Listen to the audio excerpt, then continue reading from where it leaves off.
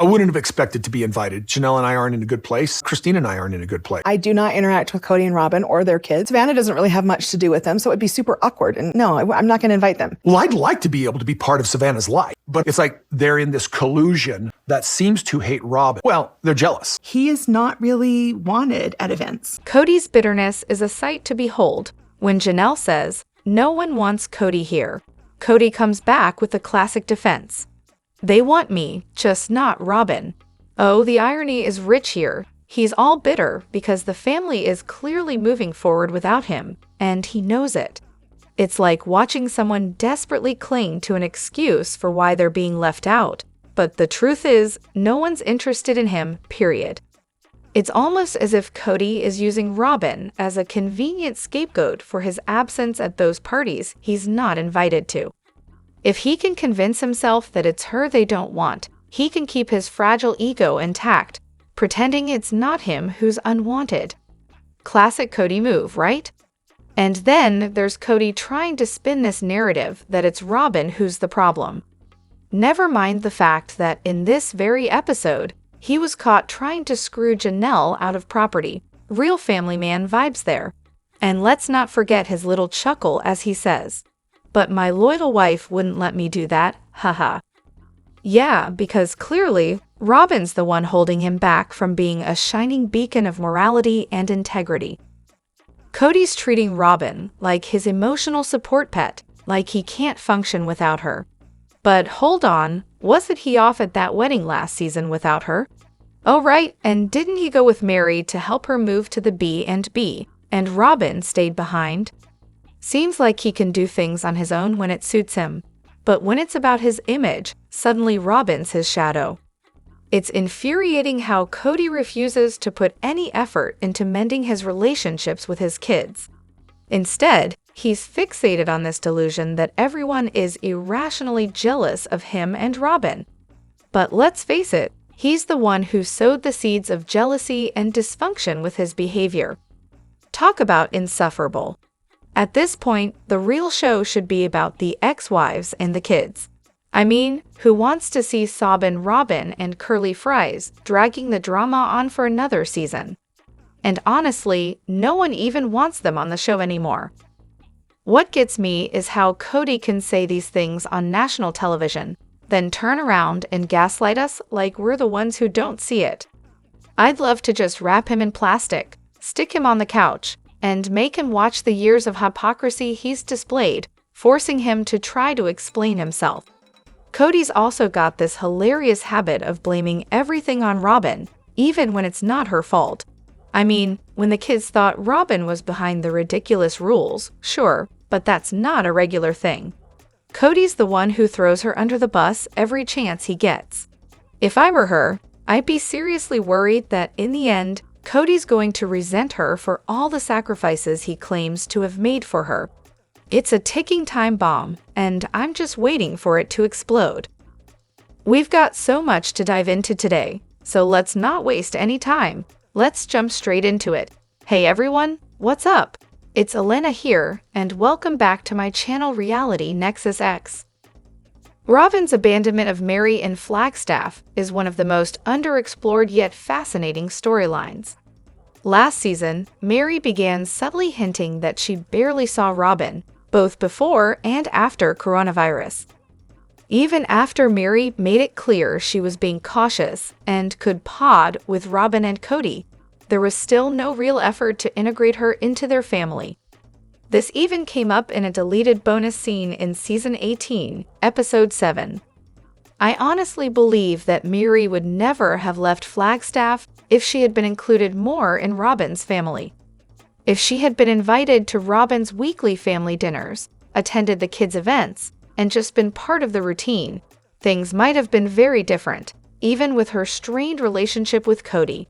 The producer should have really pushed Robyn on this. It's a glaring contradiction to her narrative of, "Our family fell apart because everyone else wanted to be separate." When you really think about it, Robyn's behavior is a stunning act of betrayal. Mary was the one who brought Kody and Robyn together. She divorced Kody so Robyn's kids could be adopted. For almost 15 years, Mary had Robyn's back, even when the situation was tough. During coronavirus, she completely isolated herself, hoping that she could join Robyn's family.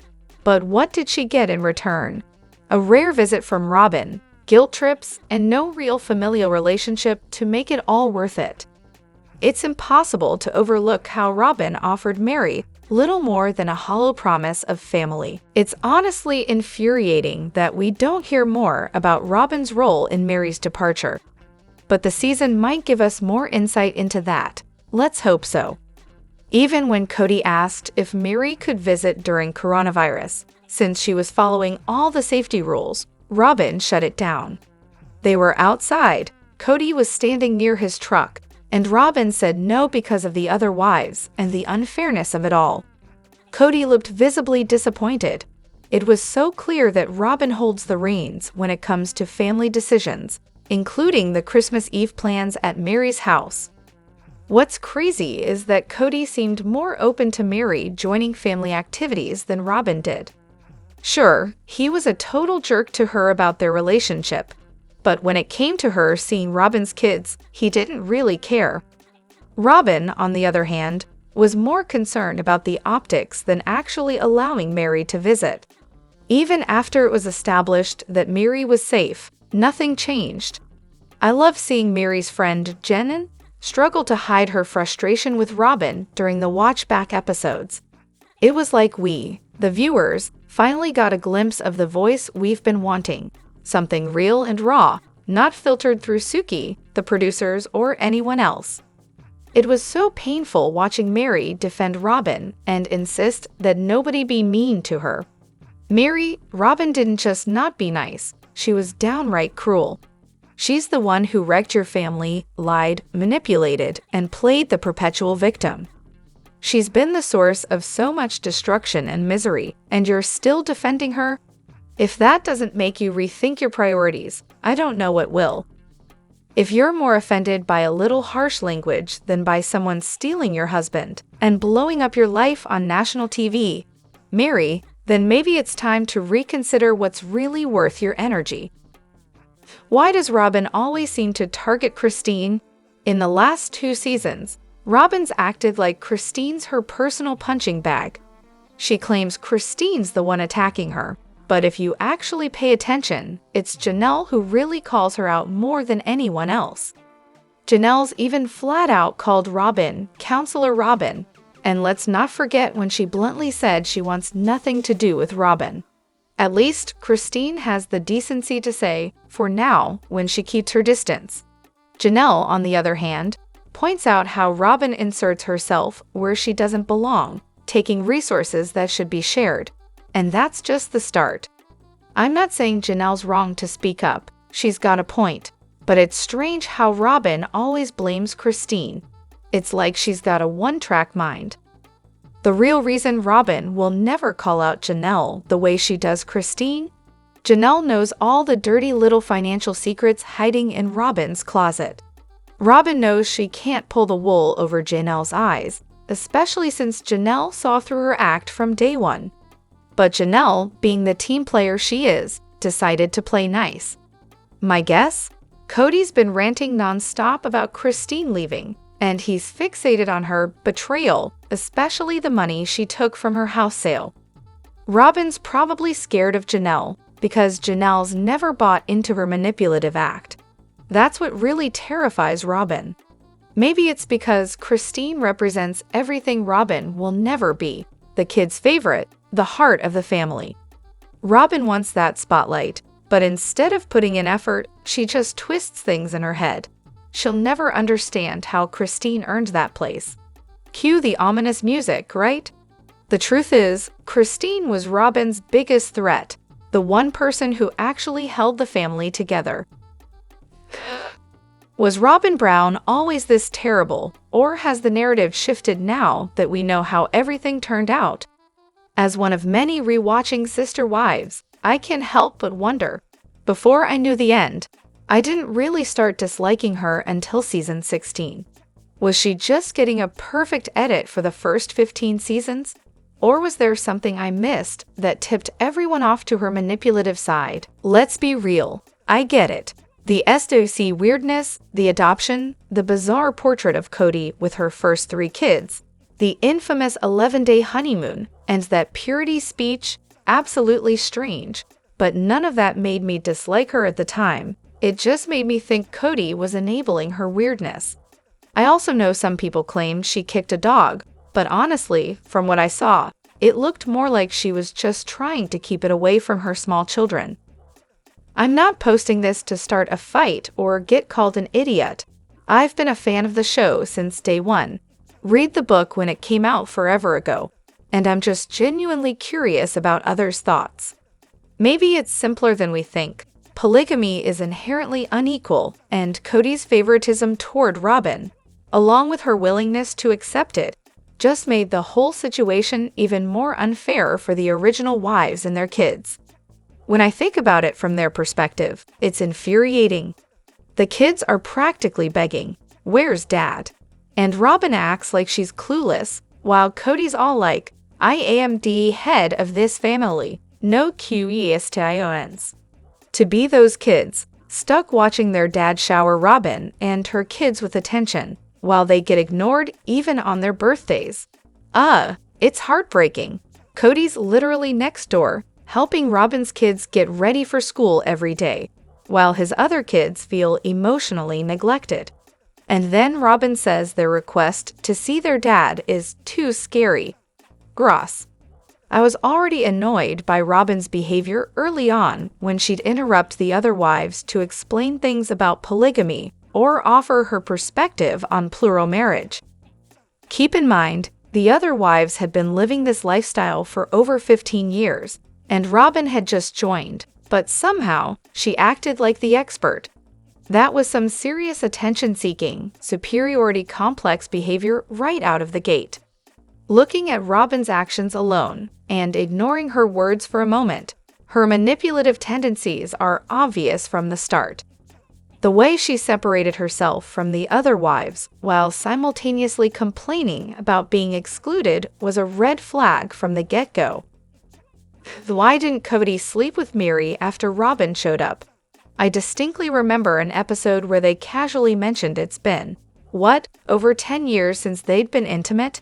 And let's be real, this is basically around the same time Robyn entered the picture. Coincidence? I think not. So did Kody and Christine just live out a super platonic relationship after that? Did she just put up with it for an entire decade, silently suffering? Or maybe, just maybe, Robyn had some kind of rule about not wanting Kody to spread the love around to multiple wives at once. How thoughtful of her, right? Honestly, I can't believe I'm even this invested in their sex life. I mean, their lifestyle over the past 10 years is absolutely mind-blowing. But anyway, back to the important stuff. Could Robyn have insisted Kody sleep with only her? Because that seems like something she'd do. Like, what could possibly go wrong when you throw in a shiny, younger wife minus 10 years younger, mind you, into a situation where the guy's already pushing 40? It's so obvious, right? Like, there's just no way that's going to end well for the other wives, sexually speaking. I mean, I'm sure Kody's totally emotionally invested in each of them, but we all know how this goes. Once the kids are grown, Kody just checks out. Even with Robyn, I doubt they're, having any wild nights together. And let's be real, Robyn's probably nearing the end of her baby-making years. I wouldn't be shocked if she's got a little fear creeping in there. So what does she do? She keeps dangling the dark-haired boy in front of Kody, like it's some kind of sweet prize waiting to be claimed. Family dynamics. So simple, so wholesome. The Meri and Kody saga. It's one of those ongoing mysteries that keeps you glued to the screen, trying to piece together exactly what went wrong. At first glance, the catfishing affair seems like the obvious culprit for the unraveling of their marriage, classic scandal material. But oddly enough, Kody didn't seem to explode in a fury of anger or bitterness when he found out. Instead, he played the supportive husband card. He admitted that Meri was probably seeking love and attention elsewhere because he wasn't exactly the poster child for attentive partners. He even acknowledged that he had room for improvement. Oh, and don't forget the heartwarming moment when Kody told Leon to chill, saying he wasn't mad at Mary, so neither should they be. A picture-perfect family, right? Then, bam, things just collapse with no real explanation. At least not one that makes sense. Did I miss something? It feels like one moment they were in this weird limbo, and then the next, it's done. Kody claims they're on good terms now, but let's not sugarcoat it. He's made it crystal clear that he has absolutely no desire for a relationship with her. He's gone as far as saying that he can't be emotionally safe with Mary, which honestly sounds pretty loaded. What exactly does that even mean? So what happened? Was there something we didn't see, like off-camera drama or a secret revelation? Did Kody have some delayed epiphany about the catfishing incident and realize it was a bigger deal than he initially thought? Or is there something else lurking in the shadows? The timeline's a bit confusing, but here's what we do know. After the catfishing scandal, Mary asked Kody for some space. Space meaning he wasn't welcome to crash at her place for a while. At first, it seemed like a temporary thing, but it quickly spiraled into what felt like an irreversible breakdown. And this isn't the first time Kody's had a meltdown when someone asked for space. Remember when Janelle told him to keep his distance at the start of coronavirus? He was not thrilled. Oh, and when Christine kicked him out? That was another freak-out moment. Talk about handling rejection poorly. Now, let's talk about the whole affair situation. Turns out, it wasn't just a catfishing incident, it was a full-on affair. Mary wasn't just exchanging texts, she was emotionally invested. The kicker? She didn't run off because the person she was involved with wasn't even real. Oh, and don't forget the infamous banana pic, classic. Kody's initial reaction, he was a good husband, feeling bad, protective, trying to patch things up because he knew he'd neglected her and Mary was hurting. But then, as time passed, reality set in. He started to think, wait a minute, I wasn't that neglectful and she was the one who cheated. As more details emerged about Mary's actions, Kody began to lose trust in her, and that's when the marriage crumbled. Honestly, it's not that shocking. It's a pretty standard scenario. Spouse feels guilty, tries to be supportive, then gradually turns resentful as the reality of betrayal sinks in. So, why didn't Mary and Janelle ever get along? They always vaguely mention personality differences, but never really get into the nitty-gritty. Maybe one of the expert historians here can break it down for us, but while we wait for the experts to weigh in, here's my take. The whole thing started off pretty weird, right? I mean, Janelle was married to Mary's brother, but that didn't exactly work out because, surprise, he wasn't as spiritually committed to the faith or whatever the excuse was. And then enter the new sister wife, Janelle. Yeah, nothing says great dynamic like having your brother's ex as your new sister wife. I mean, maybe it's not as bizarre in their faith, who knows? But for Mary, having Janelle come into her marriage and her home couldn't have been easy. Add to that the fact that Kody, who clearly doesn't know how to handle any of this with grace, probably didn't make it easier. Also, let's not ignore the elephant in the room. Janelle was Mary's first real taste of sharing Kody, and we all know how gracefully that went.